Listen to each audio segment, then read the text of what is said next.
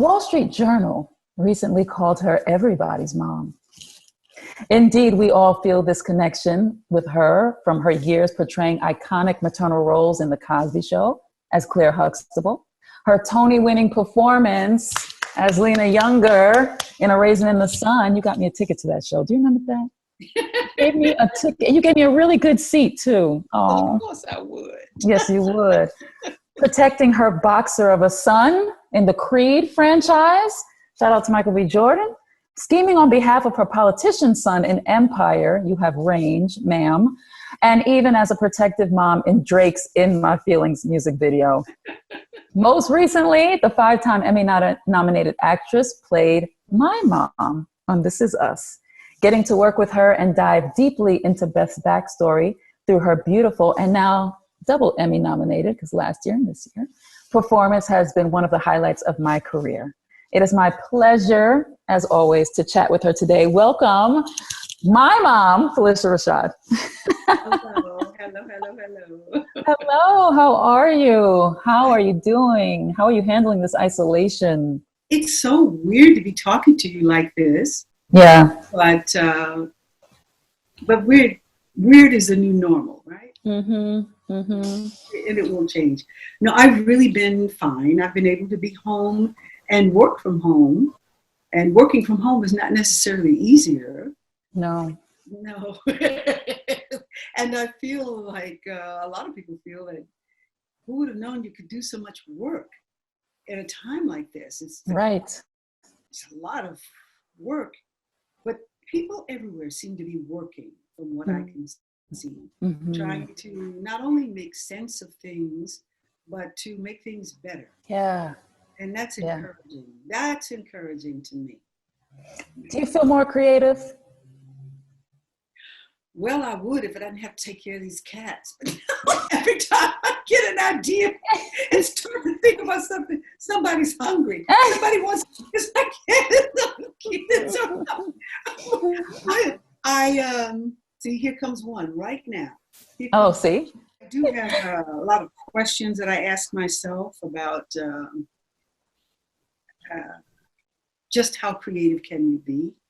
Mm-hmm. You know, as I look ahead to some projects that I'm slated to direct, I'm asking myself, you know, how creative could you be? What did you do that you haven't thought of doing yet? So questions like that, I think, are like seeds. Mm-hmm. It's like planting in the soil. Right. Yeah. Yeah. So if we go back a few years, right? Just a few, to tell us how you got started in this business. Girl, please. Just a few. We're just, stone's throw away. Tell us how you got started. And I've never asked you this, but when did you know you wanted to be an actress? So when did you get started and when did you know? Well, okay. So professionally, the beginning was probably in my sophomore year at the end of my sophomore year in college, when I came to New York to spend a summer with the Negro Ensemble Company. Mm-hmm. To perform in plays that would be presented on Monday nights, called the Monday Night Series. And that was the beginning of actually tapping into being present in and performing in professional space. And I returned to school to finish, yes. When I knew I wanted to be an actress, I was 11 years old. What made you know? What did you know? How did you know? I guess that's the question, right? How did I know? Yeah. Like a lot of 11-year-old girls, I was awkward at that age. I was so skinny that if I walked down the street and heard somebody laugh, I knew they were laughing at me. This is what I thought. Because my legs looked like ravels with 2 knots in them for knees. That's what I thought. Okay. Uh-huh. Mm-hmm. And it was especially distressing because my parents were so gorgeous. Beautiful people. And my sister was cute as pie. My brother was everybody's heartthrob, and there I was, you know. But I had this gift of speech that my teachers liked. So when I was 11 years old, I was selected to be the mistress of ceremonies in this citywide music festival, in which the elementary school children from all these different schools were going to be participating, and I was the mistress of ceremony. So I had to practice every day before and after school, no time on the playground. That went on for about a month and a half. And when it came time for the program, I was taken shopping, and a beautiful dress, a yellow organdy dress with a white pinafore, flowers in my hair, ruffles on my socks. And I stood up that night holding my lines in my hand. I had a whole beautiful manuscript to read from, but because we had rehearsed it so much to my surprise, I knew it by heart. So, not to my surprise. Not to your surprise? No, because you never walk on set with insides in your hands, and I don't understand it. What kind of witchcraft is this? I don't understand it. Never. She never comes to set with sides in her hands, ever, ever, ever. And you never ask for line. I'm just observing. That's all I'm saying. Go on. So there I stood in the biggest hall in Houston, Texas at the time, in a spotlight for the first time. It was so bright I couldn't see anything but the light. So I stood there and I talked to the light. And every time I got up to speak, I just stood there and I just talked to the light. And when it was over and mothers were collecting their children, I heard a couple of them talking, and one said, "Oh, there she is. There's a little girl who spoke so beautifully. Isn't she beautiful?" Well, girl, when I heard, "Isn't she?"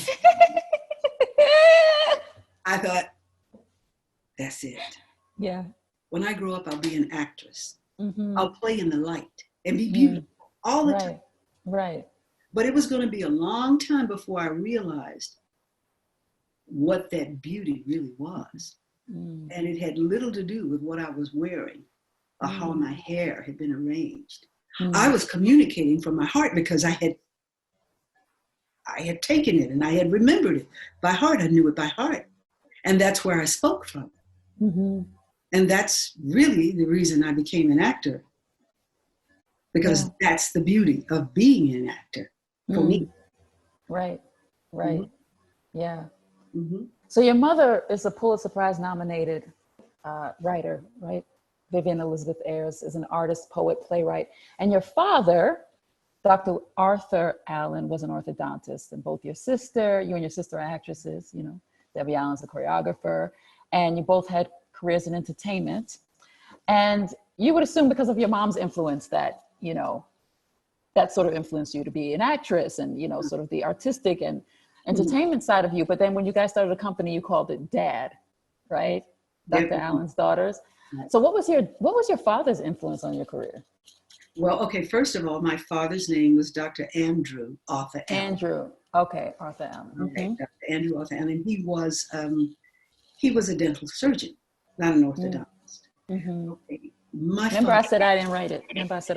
No, I got that, because once people write something like that, that is like, so let it be written, so let it be said every time, even though it's not the right thing. Okay, guys. Okay. So anyway, I know I got it. I understand. So, my father loved theater, and he loved music. And he loved watching us perform. He absolutely loved it. And when it was time for me to go to college, and I was thinking of all these different schools, my father said, "Oh no, baby, this is where you're going to go." And he pulled out this Jet magazine. Not the Jet. The Jet magazine that had done an article, there was an article written in this magazine about Howard University players visiting Ireland, sponsored by the State Department. And he said, this is where you're going to go. You're going to go to Howard University. Now, my father knew he knew where I should go. And he was a dentist. He was always down there at the College of Dentistry. Mm-hmm. He was not up in Ira Aldrich Hall. They didn't even have Ira Aldrich Hall when my father was a student there. He was at the College of Dentistry. He was in the class of 45. Mm-hmm. Yeah. And so growing up with him, I mean, you know, listening to music and watching him get playful.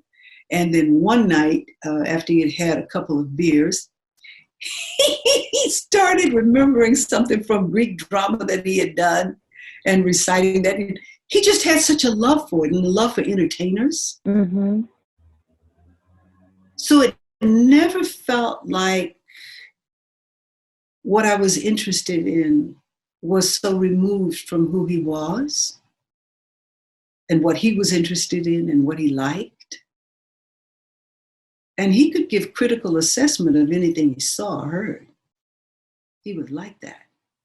Wow. Wow. Yeah, he supported me in that. And he supported me in that summer with the Negro Ensemble Company too. I mean, you think about it, a young girl from Houston, Texas. I was 19 years old. I'd never been to New York City. Mm-hmm.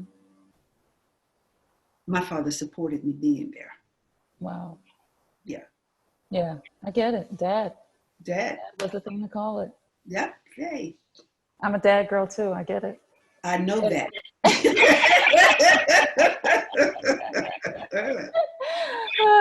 So what, you know, I get asked this question a lot, and I think I know the answer until I start to say the answer, and then I always say all three somehow or another. I don't know.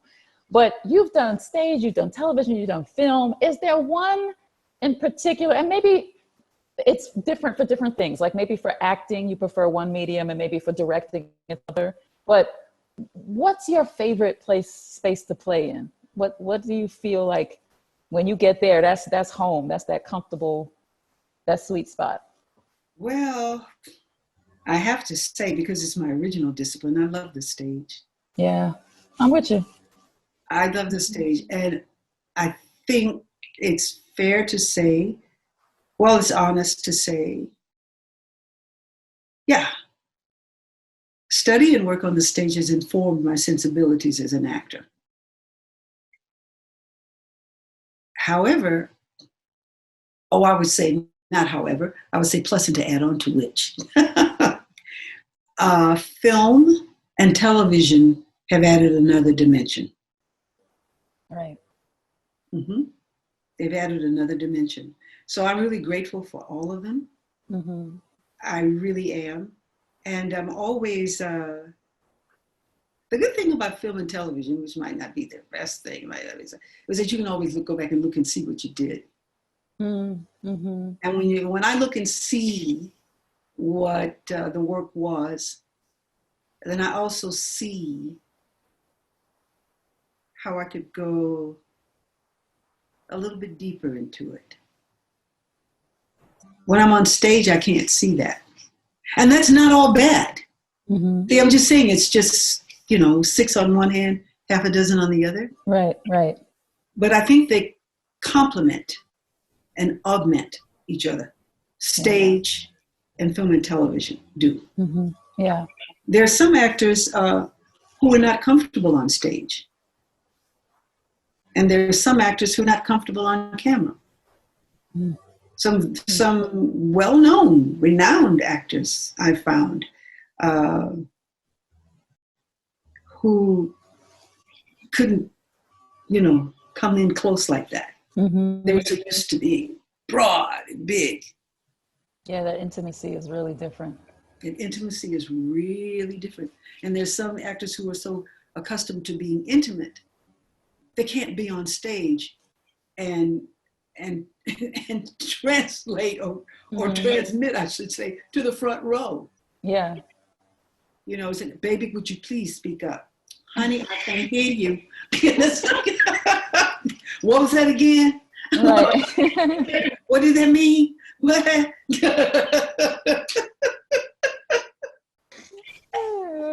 So it's good to have all the experiences, don't you think? I think so. I think so. I think it's you know, I don't know. For me, there is something about, you know, when people ask me, you know, what kind of actress are you? What do you do? To be able to say them all.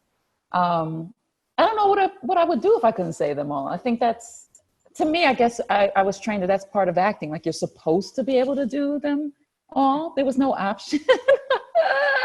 I mean, you're an actor or you're not, right? exactly. It was like, you got to do it, you know, and you train on the stage because that was sort of the one that took the most dexterity, like the most physicality, the most of your voice, the most of like, you know, reaching the back of a house. So you started there, and then you kind of like peeled it back. And not that the skill was any less, you know, difficult, but it was like a peeling back. It was like, oh, okay, now you can do the same thing, but now it's sort of just in your eyes, and it's in the, you know what I mean? It was all of these things. So I didn't know we had options. That's all I'm saying. It was like, you just have to know them all. Right. I didn't know we had categories. When I first started that, I thought, what? Right. Television actor, a screen actor, or a stage actor? Okay. Actor. Okay. Yeah. How about that? Yeah. How about that? Well, that kind of leads me into, you know, I guess I'm, you know, part of the reason why we're here for me is just be talking to Phylicia Rashad, but you are nominated for an Emmy again. Yeah, it's like, okay. Let's talk a little bit about your This Is Us character. This is your second year being nominated for one of my favorite characters, and congratulations. I get to say it face to face. I've said it over the phone, but I get to say it face to face. So you play Carol Karp. Tell us who she is to you and how you prepared for that role. And maybe you didn't. Maybe you just came on and knew your lines, and I believe it. No, you know, you have to, you know, you and I both know that the inner reality creates the outer form. Yes, ma'am. Yes, ma'am. So you can find an inner reality. And I could think of some people that I've known, some very strong, upstanding women whom I've known, who have very definite points of view, that they are groomed and reared in. So I thought about a couple of those women. I thought about some teachers I've known in high school who were that kind of lady. You know, that lady who looks at you and says but half of what she has to say, and it's up to you to get the rest. Yeah. That lady who is very strong and invested in discipline because she knows that is what will see you through in the end. And more important than being your friend is the fact that you get that and you develop that and you carry that for yourself. And she is that way in her home as well with her children. It's like she looked at her children very carefully. She saw who they were. She knew which schools they would have to go to, which schools she thought would be best for them, what programs would be good for them. It's like she was making those kinds of decisions for her children because they're too young to know and too young to do it for themselves. I will do it for them, and I will do it well, and you will follow this road like I followed the road my mother set for me. You will follow this road I'm setting for you, and your life will be fine. Right. So what I find most interesting about her is that, given everything that I've just said, at this point in her life, and only at this point right now, she's learning that there's more. That her very strong opinions are just that, strong opinions. They're not necessarily the ultimate reality. They're not necessarily the only way. That's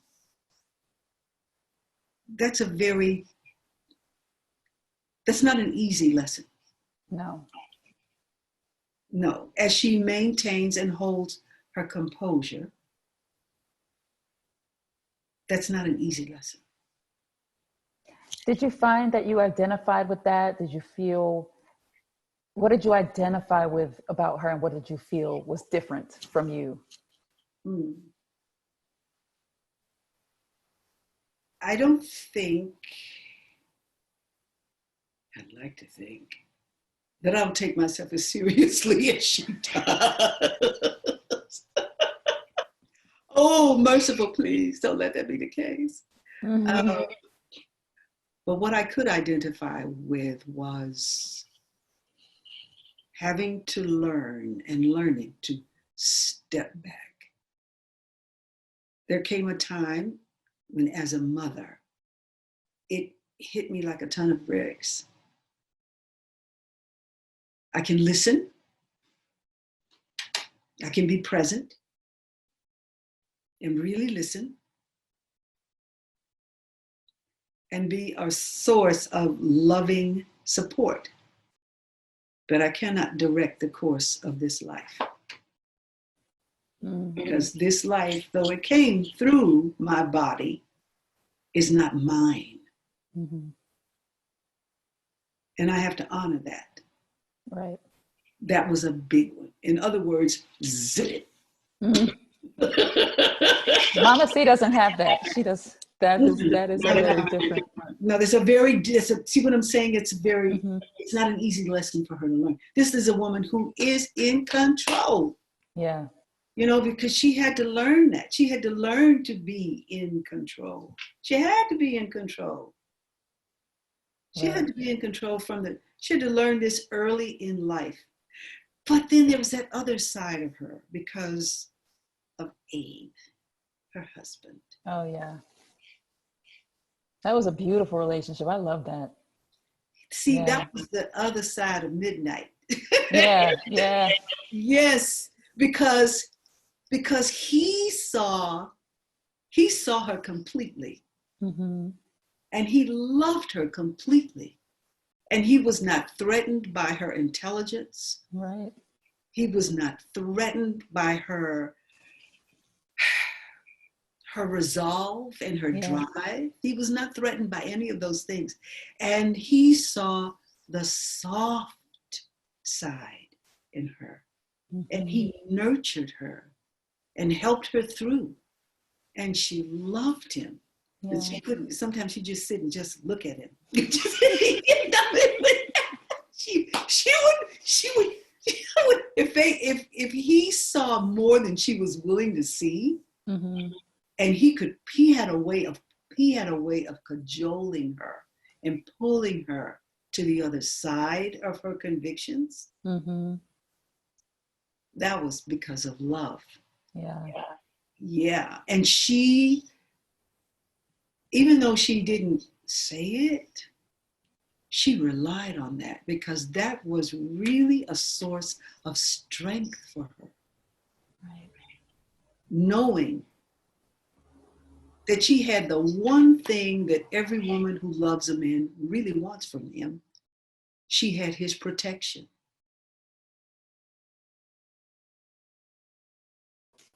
That's good. That's real good. SAG-AFTRA, y'all listening? That's good. You're getting 2 for 1. You're getting relationship advice. You're getting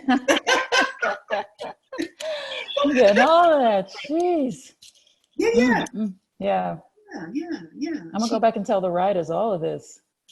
I don't know if they even know half this was there. She had that with him, and they didn't have to talk about it. Mm-hmm.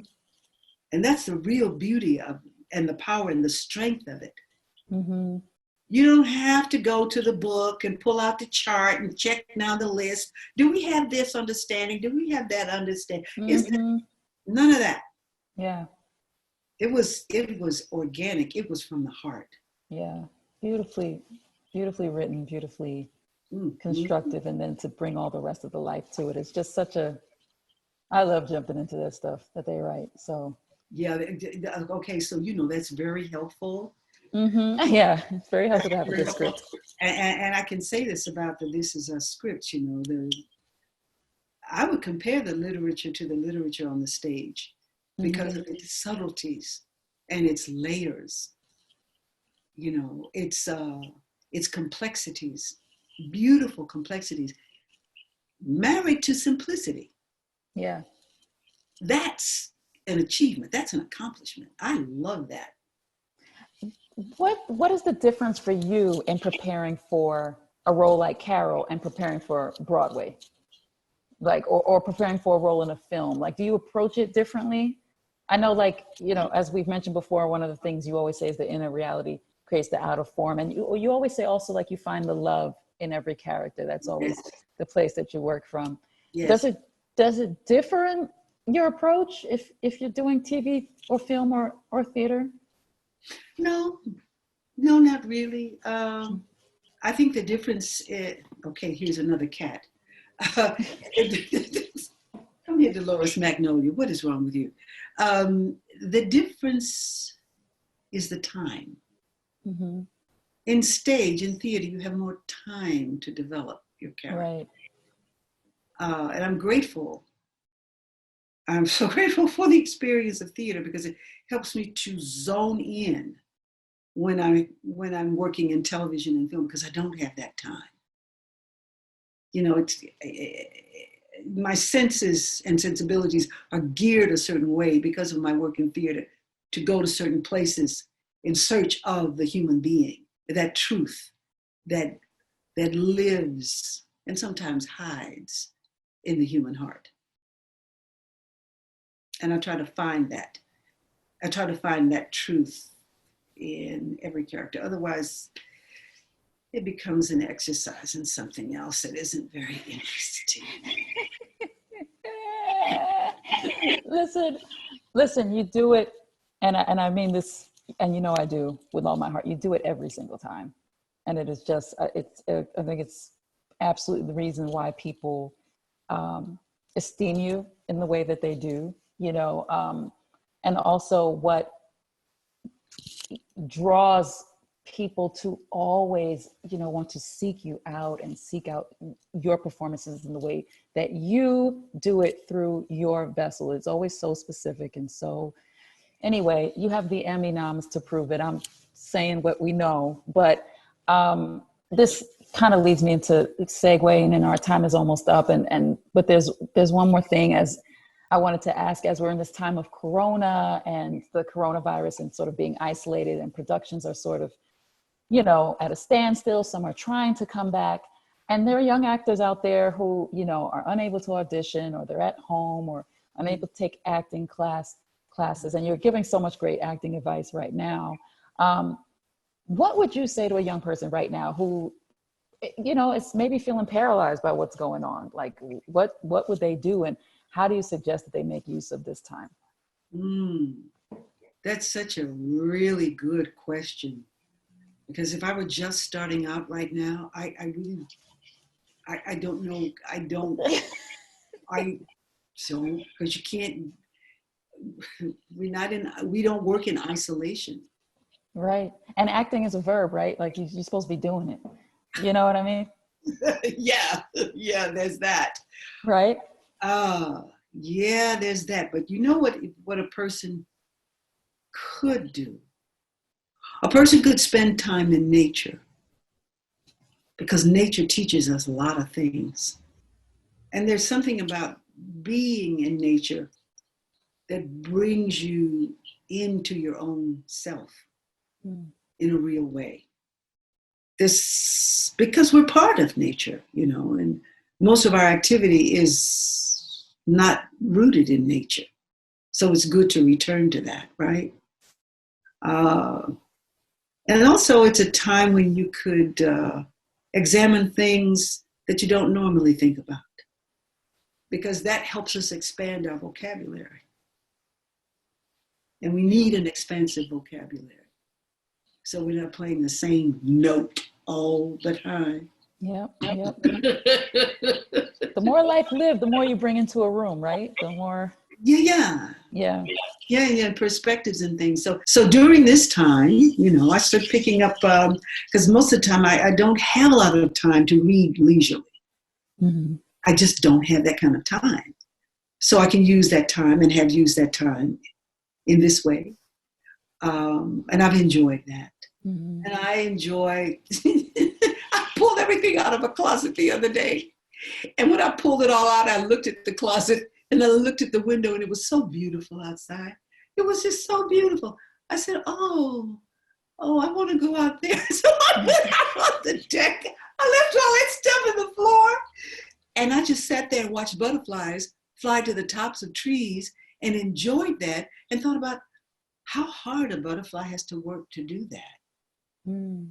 It's just, and that was like, oh, look at that.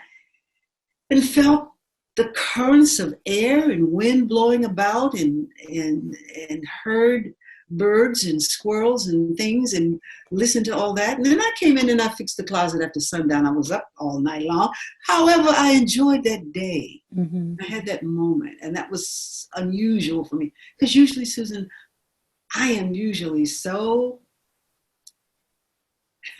busy. You are. So you're so occupied with what our work is, mm-hmm.